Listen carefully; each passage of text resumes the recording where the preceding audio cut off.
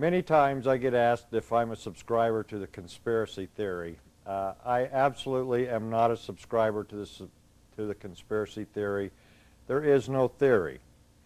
Tonight we're going to talk about the Illuminati, and I have Ted Gunderson with me again. He's been kind enough to give us more of his information. For those of you who don't know, Ted spent 28 years with the FBI, is now retired, and working in his own investigations, and boy, what he's uncovered, and everything that Ted presents comes straight from documents. So, Ted, welcome to the show. The Illuminati is the title of the show. I have gone through your book, and I hear this organization tossed around. After reading your book, who the hell are these people? Well, the Illuminati, I wasn't aware that it existed until after I retired from the FBI. I retired from the FBI in 1979, and Attorney General Griffin Bell asked me to coordinate security for the Pan American Games, and I went to San Juan, Puerto Rico in the summer of '79. Came back and opened my own international security consulting and investigative organization in Westwood, Los Angeles, California. And my first major investigation was the Jeffrey R. McDonald case. And he's a former Green Beret doctor who was convicted of murdering his wife and 2 children at Fort Bragg in 1970, February 17, 1970. And he was sentenced, had been sentenced the previous August to August 79 to 3 consecutive life sentences. And some of his doctor friends asked me to investigate it, and I said, sure, I'll investigate it. So I began my investigation, and within, long story short, I developed something like 19 new witnesses. And within 10 months, as a matter of fact, on October 25, 1980, I obtained a signed confession from Helena Stokely, the girl in the white hat, floppy white hat, in the story. There's been a best-selling book, Fatal Vision, and a best-selling movie, Fatal Vision. And anyway, her name was Helena Stokely, and Helena Stokely told me that Dr. McDonald did not murder his wife and 2 children at Fort Bragg in February 1970, that they were murdered by her satanic cult group. And I said, yes, Helena, tell me more. Yeah. And so Helena commenced to tell me about how she was initiated into the satanic cult that night. She was a witch, and part of the initiation is to murder, in that instance, to murder the wife and the 2 children, 2.5 and 5.5, darling children. And so I went public with the information. Well, first of all, before I went public, I submitted a 1,200-page, between 11 and 1,200-page report to the FBI and to the U.S. Department of Justice, Solicitor General's office. And I wrote a personal letter to Judge William Webster, director of the FBI, and I said, and we were friends, Judge Webster and I, because I'd worked for him. I was in charge of most of Southern California, had over 700 personnel under my command, so I knew him, very well. Right. And I wrote to Judge Webster and I said, Judge, I think this man's innocent, and here's my report. Dr. McDonald has run out of money, and I think that the FBI needs to look at this and continue my investigation. And I set forth 5 or 6 pages of leads that really needed to be covered to resolve it, bring it to a logical conclusion. And then what happened to me was shocking. All of a sudden, I hear from my various sources around the country that I'm a disgruntled ex-employee, that I'm a homosexual, that I'm suffering from mental problems. And what I'm saying to you is it's called a disinformation program. Right. So rather than take my report, my 1,200-page report, continuing the investigation, considering this man is innocent, they attack me. The government attacks me because they have to destroy my credibility. And in order to destroy my credibility, they have to come out with these wild allegations. Right. And it's very active, it's very prevalent and very effective in the intelligence community. And it's called a disinformation program. Anyway, long story short, Helena said that she was a member of a satanic cult. At that time, they were bringing drugs in plastic bags in the body cavities of the dead GIs out of Vietnam, Air America, CIA operation, and the Army. And they were landing in various bases around the country. And then they would take the drugs out and distribute them. Helena Stokely's satanic cult group were distributing the drugs on the East Coast. They went in and murdered the family without the approval or the knowledge of higher-ups in the drug operation. And when the higher-ups learned this had happened, they were afraid if there was an investigation of the cult, that it could expose the whole operation. Right. So what they did is they basically framed Dr. McDonald. Dr. McDonald is an innocent man. He did not commit those murders. So in looking at the case, you see when you become involved in an investigation, the first thing you do is you grab all the testimony and all the evidence, and you look at it, and you analyze it. And I saw where evidence was lost, stolen, destroyed, altered. For example, Colette, the wife, Jeff's wife, had skin under her fingernails. The skin disappeared. Mm-hmm. Now, from the skin, you could do a blood test at that time. Sure. And tell the blood type of the person who had been scratched. By the way, Dr. McDonald did not have any scratch marks on him. That skin disappeared. That evidence alone could have exonerated Dr. McDonald. Right. But anyway, Helena then told about the movement in the house, what each person did, how she had broken into the house with a black male named Dwight Smith and two white males, Shelby Don Harris and Alan Mazarell, confronted Dr. McDonald. They had a fight and murdered the family, left him alive. She said that they left Dr. McDonald alive because they felt he would suffer more if his family died and he was alive. The man has suffered. He's been in jail now for 20-some years. And he's still there. He's still there. And right now, we're in the process. The court's ordered DNA tests, by the way. Mm-hmm. In 1997, 4 years ago. Well, the judge, James Fox from Wilmington, North Carolina, said, okay, we're only, although there's 2,000 individual pieces of evidence, he said that we're only going to allow 15 pieces of evidence to be examined, and furthermore, we're only going to allow the prosecution or the U.S. government to be present when they open the evidence envelopes. The defense couldn't even be present.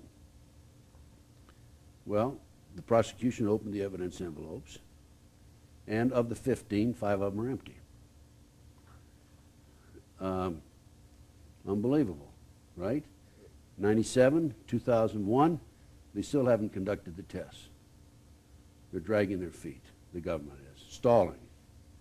Now, if our government is truly interested in justice, they would get on with this case, but they don't dare resolve it in favor of somebody other than McDonald as the guilty party. Yeah, if they discover that McDonald didn't do it, then they're obligated to find out who did. Who did it? And here I'm sitting here with a confession from the girl. And all the documentation, the evidence and everything, but yet it's ignored. That's right. You know, I wish this was a new story that I'd heard, but I see this in so many cases at all levels. That's right. All levels of government. These cover-ups, all these things that it's always doing. So he's still locked up. You have the evidence, and nobody will do anything. They refuse. They refuse. Helena told me that there were generals involved in the operation, the drug operation. There were 2 attorneys in Fayetteville, North Carolina. There were police officers, and there were Army personnel involved in it. Yeah. That she personally has knowledge of. Well, and this is a satanic cult. This is a satanic cult. Now, the reason I gave that story is because I want to explain how I became involved in these issues. In 28 years in the FBI, you'd never come across anything like that. I had never come across anything like that. I never heard the word Illuminati. If I'd heard it, I didn't pay any attention to it, which is true of the average person. Well, yeah. Walking the street. Right. But let me tell you, folks, tonight you are going to learn about the Illuminati, because I learned about it after I became involved in the Jeffrey McDonald case. Yeah. The natural thing to do is to say, well, why? And what's happening here? Well, I went on national TV and national radio talk shows, and I exposed this whole operation out of Southeast Asia, the drugs. By the way, this is documented, the drug operation, in a magazine, a Time magazine, January 1, 1973. So I'm not talking off the top of my head. Yeah. But people came out of the woodwork from all over the United States, West Coast, East Coast, Middle West, Southwest, and started telling me the same basic story about the satanic cult movement in this country. The satanic cult movement dovetails and is tied into the Illuminati, that is tied into the U.S. intelligence community, that is tied into the illegal drug activity in this country, that is tied into the MK Ultra mind control program, which is a CIA program that began after World War II, code word Operation Paperclip. And in researching it, in other words, here, I'm saying, why? I don't understand. Where is the conspiracy? And let's prove the conspiracy, because I'm skeptical too. I'm a law enforcement officer for 28 years. Right. And we are we're bred to be suspicious and to be curious. But even, and you mentioned Air America. When I was in Vietnam, I had work orders a number of times that I would go down and work on Air America airplanes. And I never had a clue. I mean, Air America sounds like a pretty nifty outfit. And I never had a clue what these airplanes were all about. And then in my debriefing, which I can't tell you about, they told me that I couldn't tell you about Air America even existing. I think I just did that, didn't I? Oh, well. You're in trouble. Anyway. No, listen to me. Let me tell you, Dennis. There's been so much publicity about Air America that you're okay. Yeah, but Air America, there it was. No, I'm not going to tell you that. I know people that have pictures of the airplanes. That Air America, there it is. And at that time, I mean, I was gung-ho military. I was taking care of the country. And the Illuminati, I thought, was a brand of light bulbs. I mean, that's how far it went at that time. Now, after doing study, and the reason we're doing this, people, is for your information. We know this stuff, and we believe it, and we're just going to tell you what we've found out. Do with it what you want. But the Illuminati has been documented, just like Air America, clear back, way back, to the days of the origination of the Constitution. That's right. Now, you're aware, of course, I don't know if your audience is aware, but Air America, there was so much publicity on Air America, even a movie came out of Hollywood on it, that they dropped the name, and now it was known as Evergreen Airline, right. and so forth. Yeah. Now, one of the airlines is Janet Airline, Right. which hauls the CIA employees out of Las Vegas every day up to Area 51 and back in the afternoon. They land about 2:30. Wait a minute, I read an article that said there is no Area 51. So where does Janet Airlines land? Well, I'm sorry, but there is an Area 51 because I was just there a couple of weeks ago. Yeah, that's right, I saw you there. And I gave a lecture there. No, it is amazing, and I know, I watched Janet Airlines take off. And I watched them when they were black. A black 737 and no numbers. Can you believe that? Really. Now they're white with a red stripe, so they've prettied them up a little bit. They've run them up. Yeah. They've upgraded them. Yeah, right. Anyway, back to this light bulb company. The Illuminati. The Illuminati. They started way back. What's their plan? Well, before I go into that, let me mention that I have put my own report together. You might want to hold it up, Dennis, on the Illuminati. No, this is my copy of your report. This is your copy. Yeah, if you want one, you have to get it from him. But this report takes the goals of the Illuminati and then comes right in behind the goals and documents what's happening today, how the goals are being implemented and activated. Have you got the goals? Yes, I've got the goals right here. All right. And this is a book. This is my Bible when it comes to the Illuminati. It's called Pawns in the Game, and it's by William Guy Carr. William Guy Carr was a Canadian author, commander in the, retired in the Canadian Navy, and he couldn't understand why we had so much war and so many evil things taking place in the world. So he, like me, did his own research and found out really why. And in his book, it's a fabulous book, and this is available through me, by the way, in my research. I was going to say, it looks like it's got some age on it. Oh, it's an old timer. Yeah, I've used this quite extensively, but there are new copies that are available. Anyway, why don't I just go through these goals? How many goals are there? There's 25 goals. And I'll go through them just as fast as I can. I'm going to read from the book portions of it so that we don't lose the real significance of it. Okay? Number one, first of all, a fellow named Adam Weishaupt was commissioned by Meyer Rothschild in 1773 to come up with a plan to take over the world. And so on May the 1st, 1776, 3 years later, he had put this plan together, and the goals were announced. May the 1st is a communist holiday, as you know. By the way, it's kind of interesting, Area 51, May the 1st. Right. I don't know if there's any significance there or not, but, you know, I'm not saying there is, I'm not saying there isn't, but okay, all right. Tell me I'm a kook, okay? Well, 51 relates to a lot of things if we got Yeah, well, time. I'm just saying that's kind of a little interesting twist there.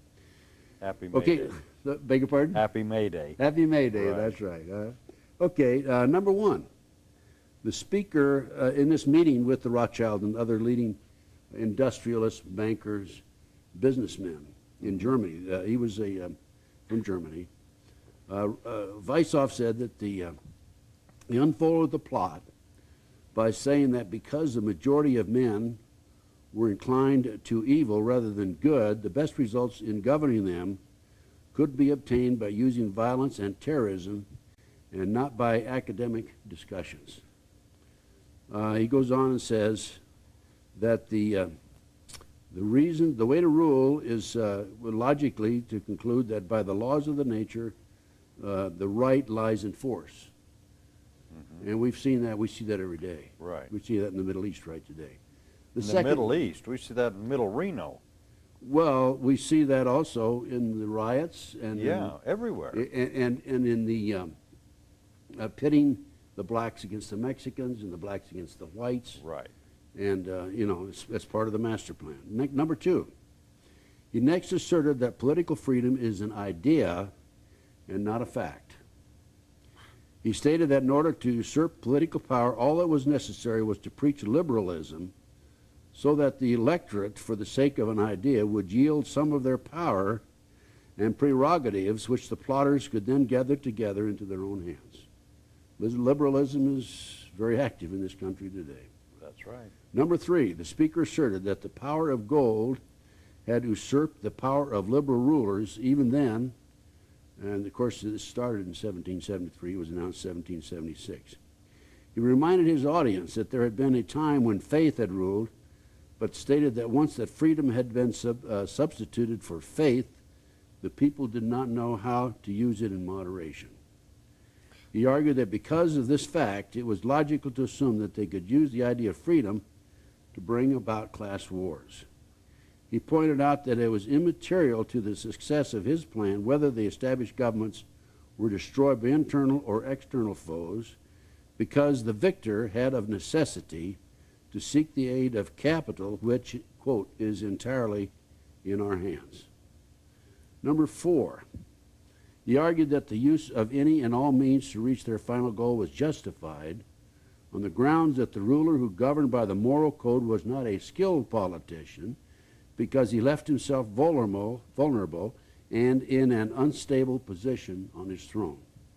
He said, those who wish to rule must have recourse to cunning and to make believe because great national qualities like frankness and honesty are vices in politics. Number 5, he asserted, our right lies in force. The word right is an abstract thought and proves nothing.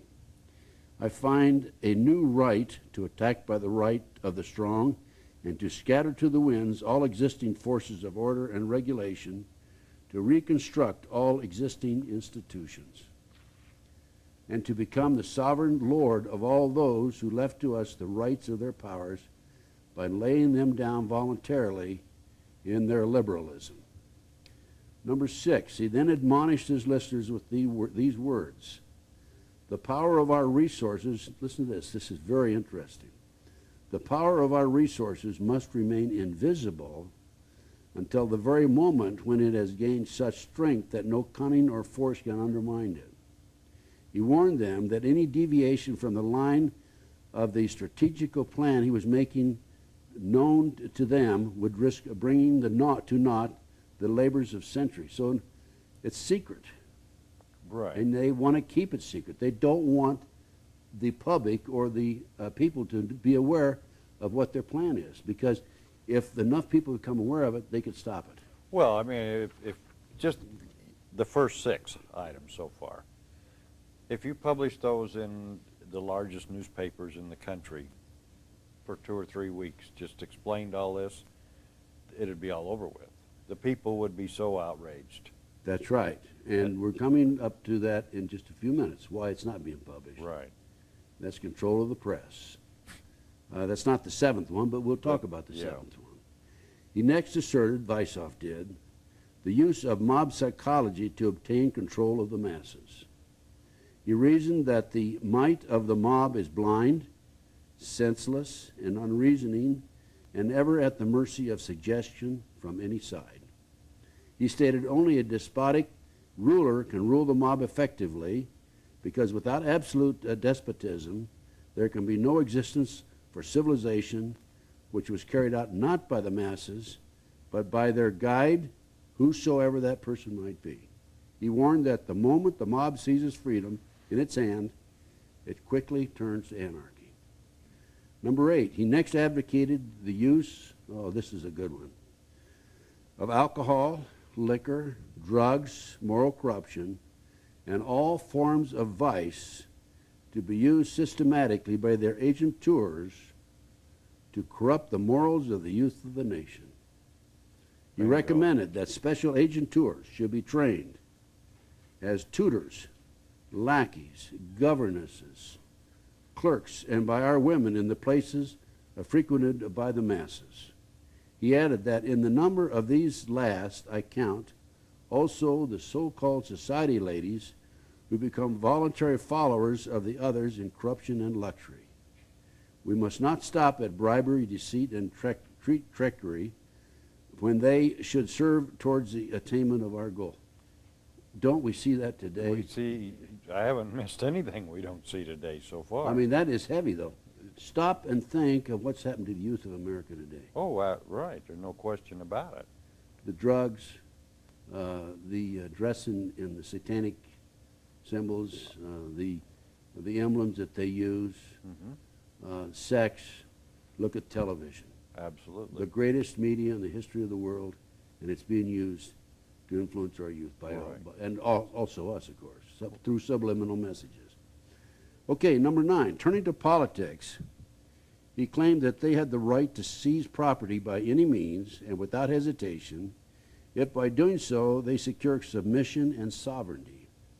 He pronounced, quote, our state, marching along the path of peaceful conquest, has the right to replace the horrors of war by less noticeable and more satisfactory sentences of death necessary to maintain the terror which tends to produce blind submission. We see the IRS grabbing property every day. Look at the Gordon Call case. Yeah, but we even see law enforcement agencies seizing property. That's right, on a regular basis. Right. And look at what's happening right here in Nevada with the ranchers. Oh, we got, the federal government has basically seized 87% of the Of the state of of Nevada. the state of Nevada. Sure. And they've taken the large ranchers and put them out of, they're trying to put them out of business. They're fighting them. They are putting them out of business. That's right. Number 10, dealing to the use of slogans, he said, in ancient times we were the first to put the words liberty, equality, and fraternity into the mouths of the masses. Words repeated to this day by stupid poll parrots, words which the would-be wise men of the masses could make nothing of in their abstractness and did not note the contradiction of their meaning and interrelation. He claimed the words brought under their direction and control legions who bore our banners with enthusiasm. He reasoned that there is no reason in nature, no place in nature for equality, liberty, or fraternity. He said, on the ruins of the natural and genealogical aristocracy of the masses, we have set up the aristocracy of money. The qualifications of this aristocracy is wealth, which is dependent upon us. Now, in our show recently, we talked about the Federal Reserve. Right. The Federal Reserve is a private corporation. It's not part of the government.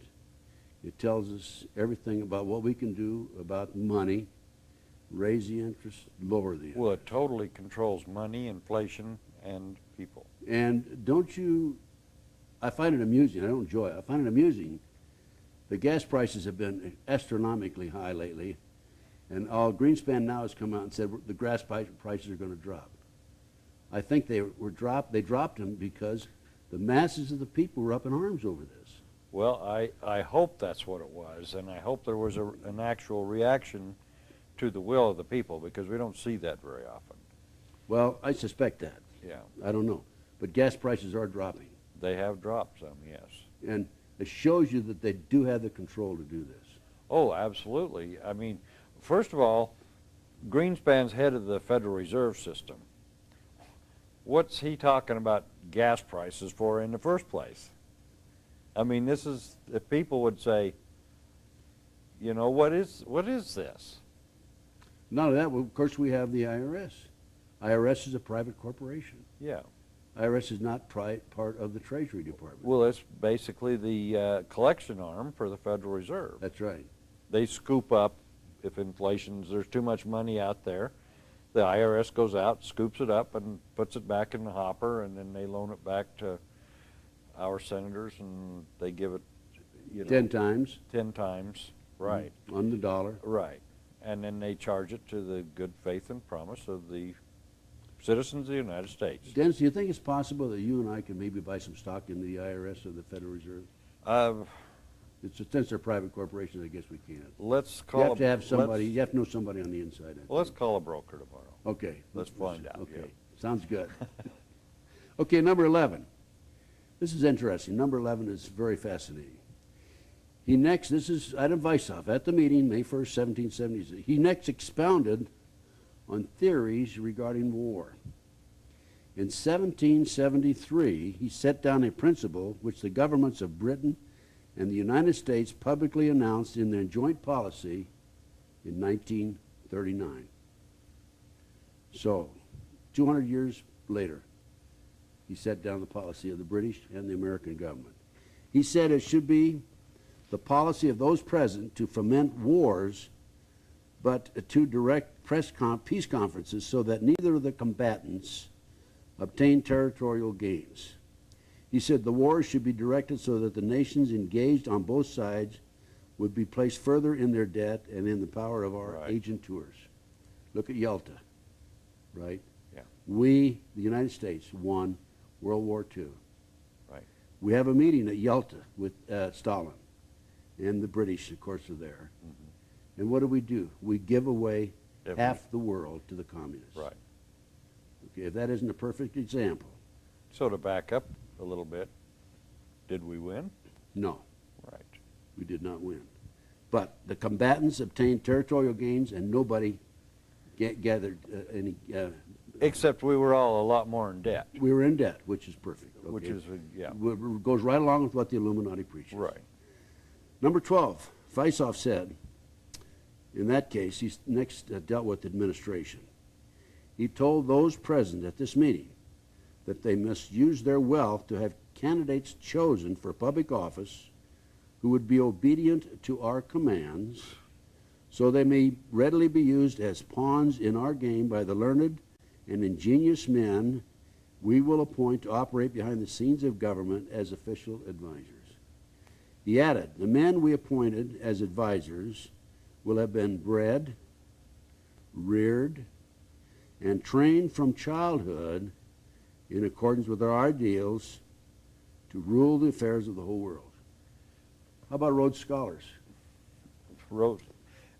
Every high office in probably every state and definitely Washington, D.C., are always the golden boy. They're always the chosen person. They come out of nowhere, and automatically they're elected. Dennis, let's look at what's happened in our lifetime.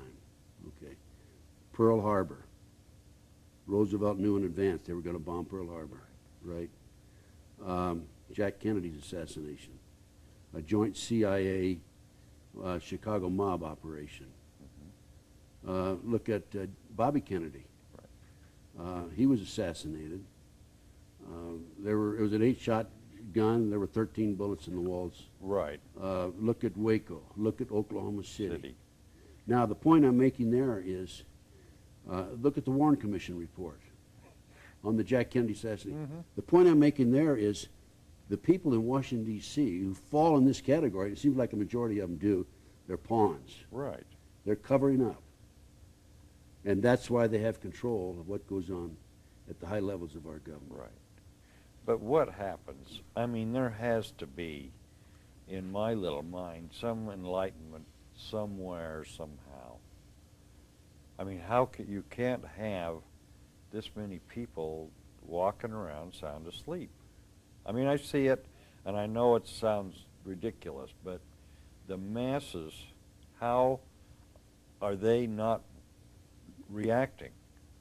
Well, first of all, we're coming to that very shortly. In fact, that's number 13. Yeah. Let me read number 13 and we'll come back to that. Okay.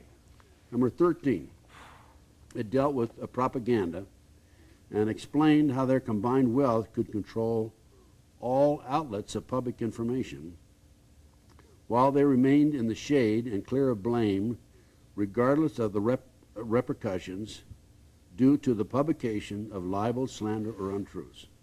The speaker said, quote, thanks to the press, we have got gold in our hands, notwithstanding the fact that we had to gather it out of the oceans of blood and tears. But it has paid us even though we have sacrificed many of our own people. Each victim on our side is worth 1,000 of the masses. Control the press. Right.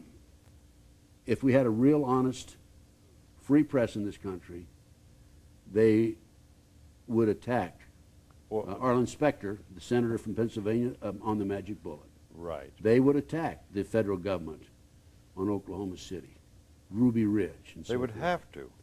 And a congressman should be standing on top of the desks and shouting, we want an investigation. Right. In the World Trade Center bombing in 1993, this is documented in a New York Times article, October 28, 1993. The FBI not only knew in advance they were going to bomb the World Trade Center, they furnished the ingredients for the bomb. Why is not Congress asking Right. for an investigation of that? 6 people were killed. Right there, you're telling. You're Right. telling. That's the answer right there. Right. And the press is not doing that. Mainstream media is not doing that. You are, Dennis. Well, they're bought and paid for, the That's right. mainstream media. Well, and also the large conglomerate manufacturers and big business. Right. Okay, number 14. He next explained the necessity of having our agent tours always come out into the open and appear on the scene when conditions had reached their lowest ebb and the masses had been subjugated by means of want and terror. He pointed out that when it was time to restore order, they should do it in such a way that the victims would believe they had been the prey of criminals and irresponsibles. He said, quote, "By executing the criminals and lunatics after they've carried out our preconceived reign of terror, we can make ourselves appear as the saviors of the oppressed and the champions of the workers." The speaker then added, quote, "We are interested in just the opposite, in the dimension, the killing out of the masses of the people." By the way, there's a movement to reduce the world population to 500 million. Mm-hmm. The United States would have 20 million people, right? A tenth of the population? That's right. Speaking of killing out of the masses. Number 15, he next explained how industrial depressions and financial panics could be brought about and used to serve their purpose, saying, quote, "Enforced unemployment and hunger, imposed on the masses because of the power we have to create shortages of food, will create the right of capital to rule more surely than it was given to the real aristocracy and by the legal authority of kings." He claimed that by having their agentur control the mob could then be used to wipe out all who dared to stand in their way. Henry Kissinger made this statement once: if you want to control the population, you control the food. Right. Number 16, that talked about the Freemasonry. Now, I want to make it very clear. We're talking about the Masons. There are a number of outstanding, wonderful men in the Masons. Yeah. Okay, just like there are good people in the FBI and good people in the CIA. But based on my research... There are good people in the CIA? Beg your pardon? There are good people in the There CIA? absolutely are. Okay. I know there are. As a matter of fact, there is an internal struggle going on in the CIA, I understand, through my sources. And it's between a group known as the Graybeards, the old-timers, and the second group are called the Snotty-Nosed Bush Kids. Okay? Self-explanatory. Self-explanatory. The Snotty-Nosed Bush Kids are in control right today, I understand. Yeah, I do know, and I want to emphasize that there are real good people in the FBI. I know some of them. There are great people in the sheriff's department. There's great people in the local police departments. But for all those great people that are going down the street, there's one but stands over here.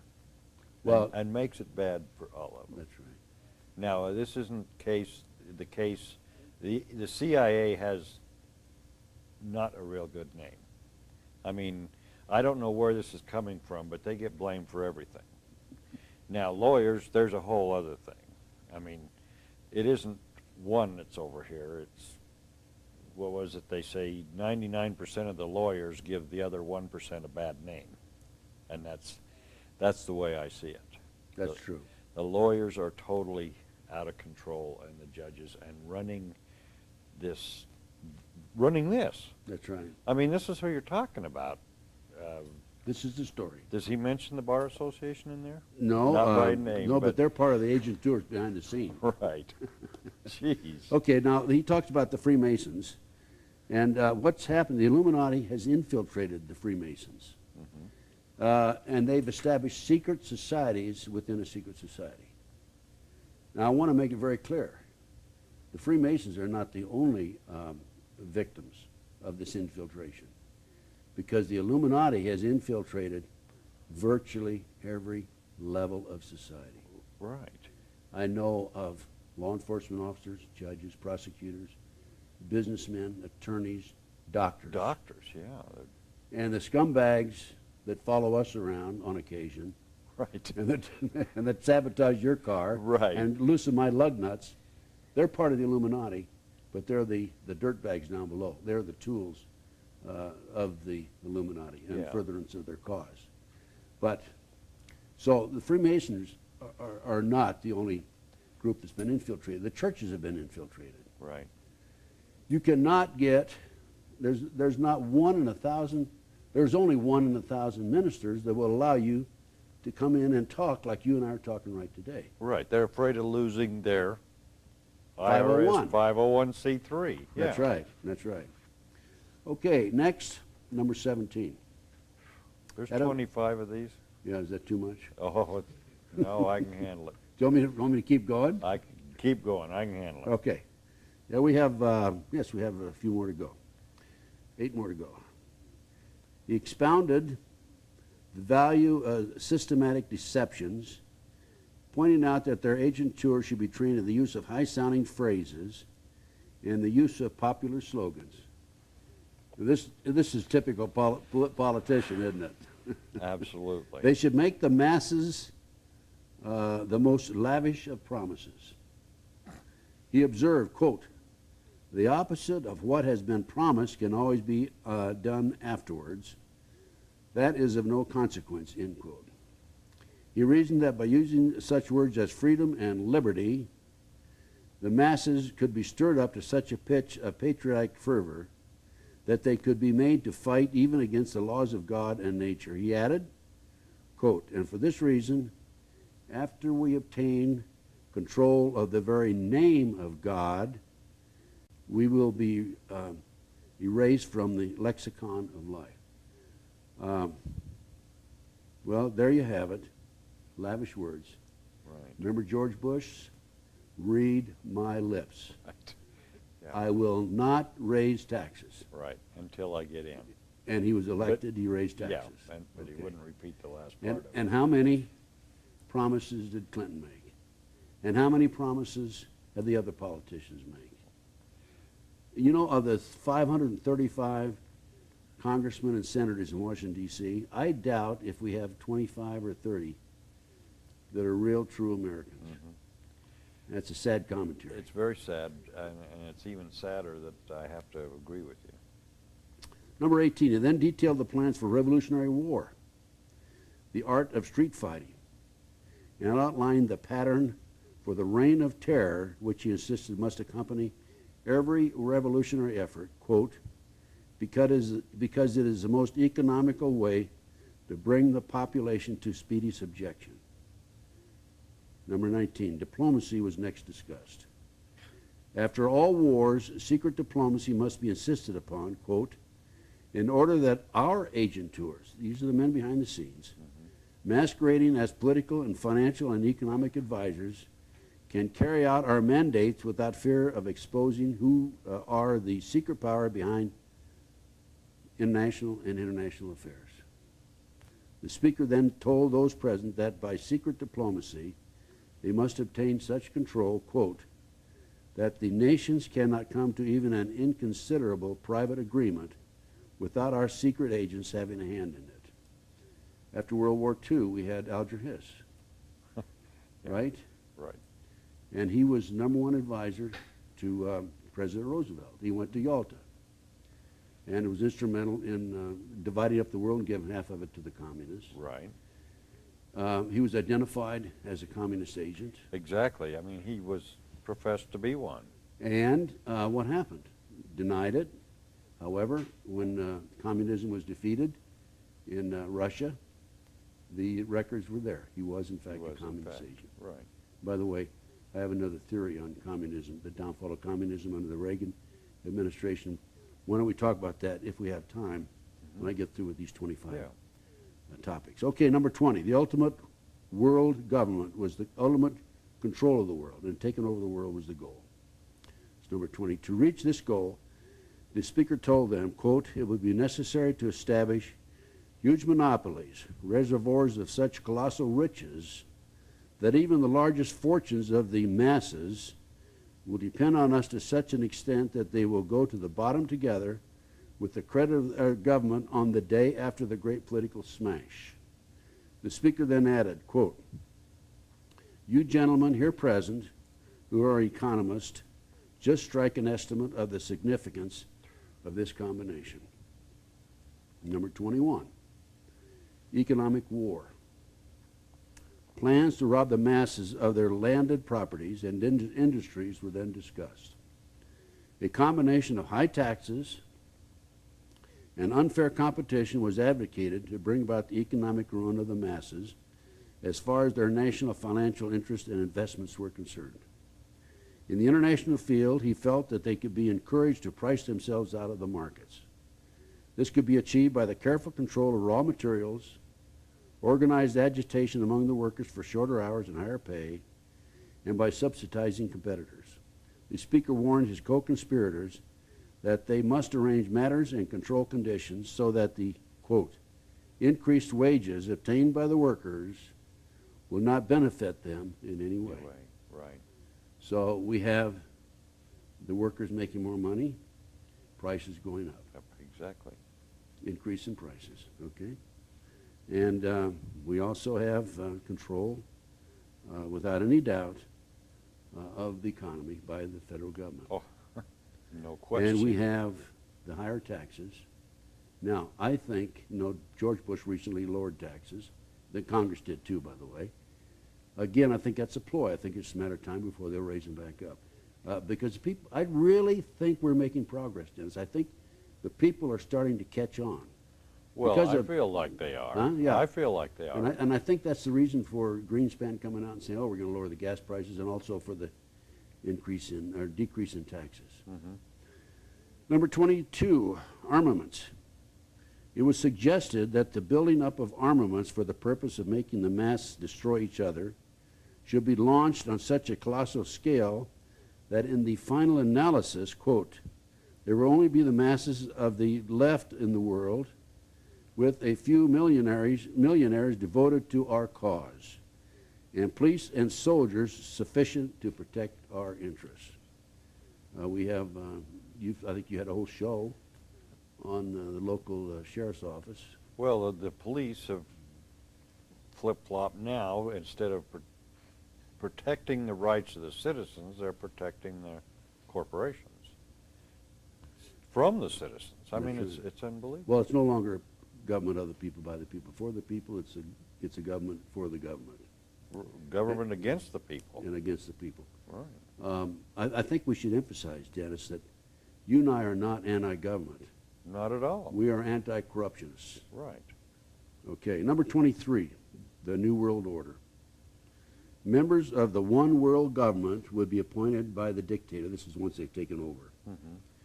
He would pick men from among the scientists, the economists, the financiers, the industrialists, and from the millionaires because, quote, in substance, everything will be settled by the question of figures, end quote. Number 24, the importance of youth. The importance of capturing the interest of youth was emphasized with the admonition that, quote, our agents should infiltrate into all classes and levels of society and government for the purpose of fooling, bemusing, and corrupting the younger members of society by teaching them theories and principles we know to be false. 25, the last goal that was announced on that date. National and international laws should not be changed, but should be used as they are to destroy the civilization of the masses, quote, merely by twisting them into contradiction of the interruption of which first masks the law and afterwards hides it altogether. Interpretation is the word, by the way. Interpretation which first masks the law and afterwards hides it altogether. Our ultimate aim is to substitute arbitration for law, end quote. The speaker then told the listeners, you may think that the masses will rise upon us with arms, but in the West, we have against this possibility an organization of such appalling terror that the very stoutest hearts, the underground, the metropolis, the subterranean quarters, these will be established in the capitals and cities of all countries before that danger threatens. I happen to know that there are underground cities in America, Right. in Europe, Mm-hmm. Underground city from a good source in Kansas City, and also in Denver, Colorado. There's your Pawns in the Game. This book is fabulous. When was that published? It was published in 1956, I think it was. This It's been Adam out. fellow said this in 1776. No, it was Adam Weishaupt announced his goal in 1776, and William Guy Carr wrote this book in 1956, I believe, and that's when it was published. But this book is available through me, by the way. Yeah, but To it's make it still. available. I mean, this He guy. died in 1959. Yeah, this guy is talking like that proposed all this stuff. He's talking like this is the Clinton administration. I mean, it's everything is there. But my point is, he said all this back in the late 1700s. It's May the 1st, 1776, when this was announced. This book is well used, Yeah. as you can see. I made a lot of notes from it. I've lectured from it. I have charts that I've taken from this book, and this is it. Well, one thing that I want to happen before we discuss anymore, and we're getting a little short on time, is I want you to stop the tape now and rewind it and listen to this again, and maybe do it 2 or 3 times, because what was said for the last 45, 50 minutes is going on out there right now. So shut us down and back us up. You're not talking about your people in the studio. You're talking about people watching this. No, we're talking about Okay. I'm just kidding. the people in the studio do it automatically. Well, you have to yeah. fire them if they do it. Huh? Yeah, right. Except for all I'm volunteers. just. But okay, I'm let's just being a smarty. Okay. yeah, let's move on. There are many people and there are organizations that are out there that openly promote communism as a means of government, and there are people that say that what we have right now is communism. And I have talked to a number of people who say, I mean with a straight face, that communism is a good thing. Well, I studied this a lot, and they're right. Communism is a wonderful, fantastic form of government if you happen to be a sheep. It won't work for humans. We have the ability to think. We have the ability to create. We have the ability to desire and want to build something. So communism can't work. You can't control something that thinks, and that's us. So they are, as it said right there, they need to control the fact that we think. They need to control what we think. And it just blows me away that, and especially, you know, for those of you that are watching this for the 3rd time, this is exactly what is in place. This is exactly what happened, and the fact that it's 200 plus years ago, it just totally brings me back to the opening statement of this show, that I don't believe in the conspiracy theory because there's no theory. It's true. So, what are we going to do, Ted? Well, we keep doing what you're doing. And you.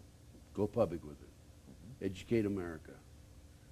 Wake up America. I had as I mentioned several times, I had my own radio talk show, and my battle cry was, wake up America, wake up America. Every break, I would say, wake up America. You know, I was going to, by the way, after the Oklahoma City bombing, Brian Gumbel had Jim Nichols on his show, the brother of Terry Nichols. Right. And I had sent my Oklahoma City report, which we discussed in one of your shows recently, to Jim. And he asked Brian, he says, have you seen Ted Gunderson's report? And Brian says, oh, no reason to look at that. He's just a conspiracy theorist. So that's what we're thought of by the mainstream media.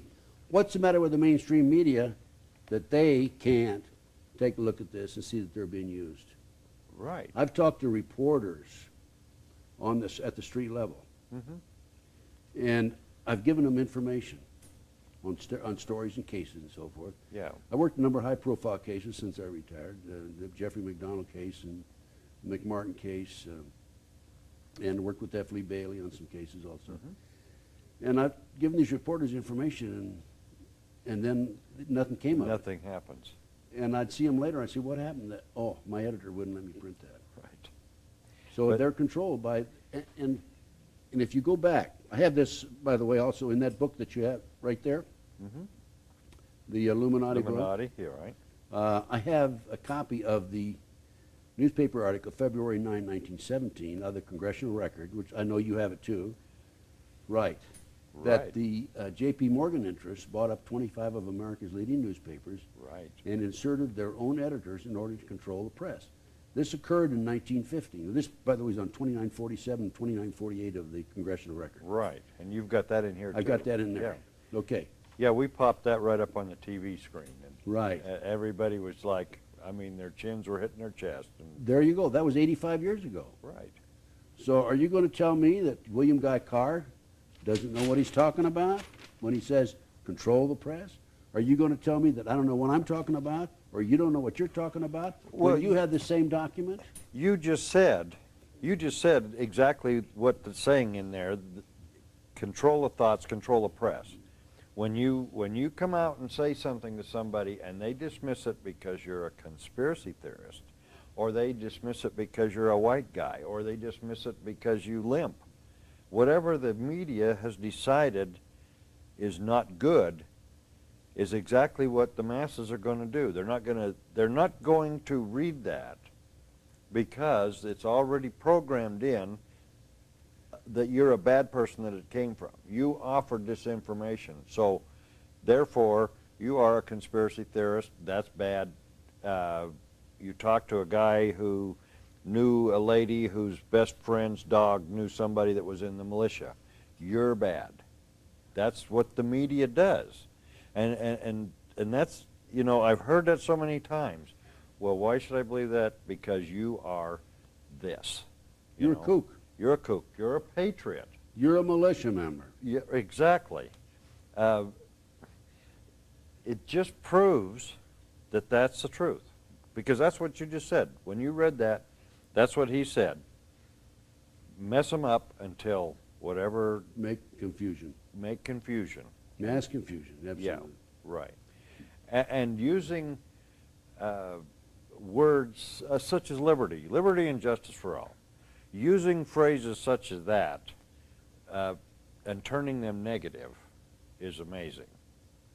The only thing I've done so far that's been really successful is I dropped Patriot and all those things, and I signed my name, Dennis Grover, comma, American.